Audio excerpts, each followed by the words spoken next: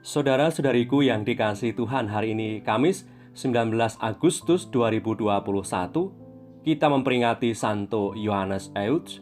Menu sabda kita dari Injil Suci menurut Matius bab 22 ayat 1 sampai 14.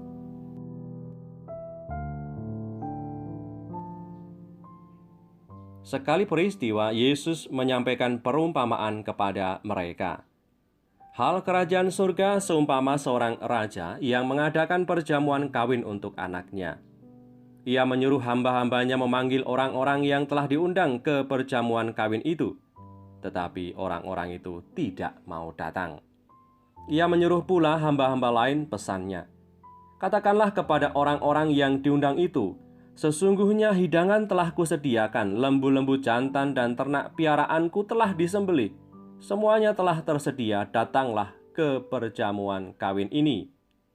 Tetapi orang-orang yang diundang itu tidak mengindahkannya. Ada yang pergi ke ladangnya, ada yang pergi mengurus usahanya, dan yang lain menangkap hamba-hambanya itu, menyiksanya dan membunuhnya.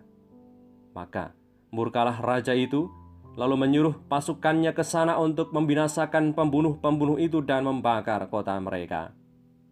Sesudah itu, ia berkata kepada hamba-hambanya, perjamuan kawin telah tersedia, tetapi orang-orang yang diundang tadi tidak layak untuk itu.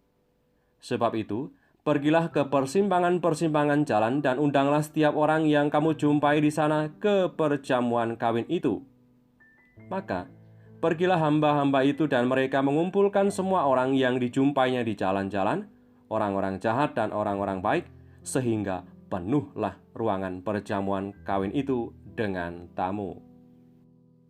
Ketika raja itu masuk untuk bertemu dengan tamu-tamu itu, ia melihat seorang yang tidak berpakaian pesta.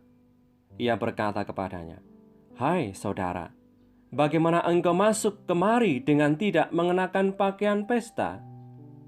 Tetapi orang itu diam saja. Lalu kata raja itu kepada hamba-hambanya, "Ikatlah kaki dan tangannya dan campakkanlah orang itu ke dalam kegelapan yang paling gelap. Di sanalah akan terdapat ratap dan kertak gigi. Sebab banyak yang dipanggil tetapi sedikit yang dipilih." Demikianlah sabda Tuhan.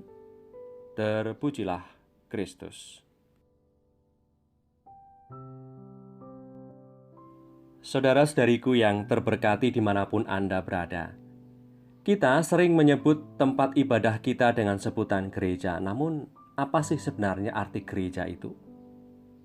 Gereja diambil dari kata Yunani eklesia, yang artinya mereka yang telah dipanggil atau mereka yang telah diundang. Kita sebagai warga gereja adalah sebenarnya pribadi-pribadi yang telah menanggapi undangan Tuhan untuk bersekutu, bernaung dalam nama Yesus Kristus Tuhan sebagai satu-satunya penyelamat kita.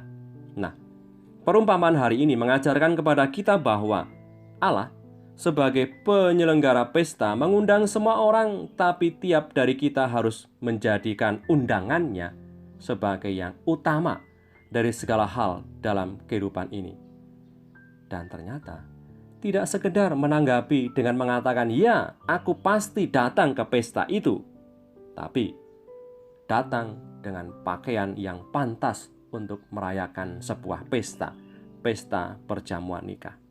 Nah, tentang pakaian pesta itu persis seperti dikatakan oleh Santo Paulus kepada jemaat di Kolose. Dikatakan demikian dalam bab 3 ayat 12 sampai 14 dikatakan, "Karena itu, sebagai orang-orang pilihan Allah yang dikuduskan dan dikasihinya, kenakanlah belas kasih, kemurahan, kerendahan hati, kelemah lembutan, dan kesabaran.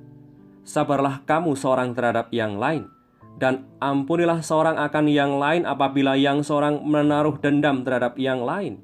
Sama seperti Tuhan telah mengampuni kamu, kamu perbuat jugalah demikian.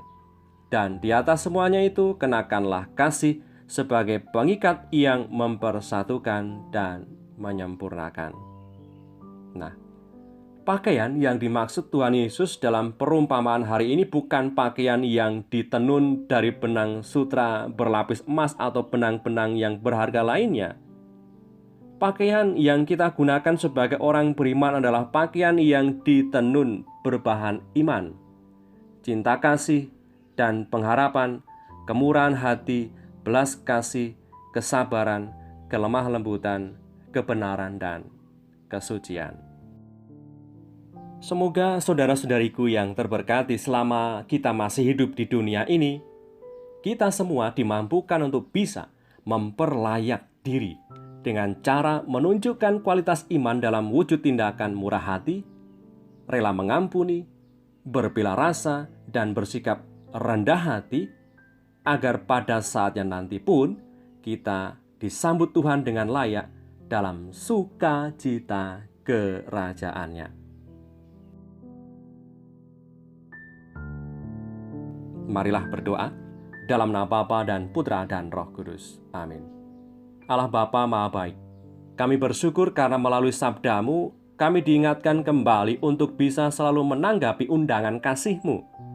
Berkatilah kami, putri-putra-Mu, agar semakin mampu menanggapi undangan kasih-Mu dengan gembira sambil mempersiapkan diri agar pantas menerima anugerah-Mu yang agung dan kekal. Dengan pengantaran Kristus Tuhan kami, yang hidup dan meraja bersama Engkau dalam persekutuan Roh Kudus sepanjang segala masa. Amin. Berkat Allah yang Maha Kuasa turun atas kita semua, Bapa dan Putra dan Roh Kudus. Amin.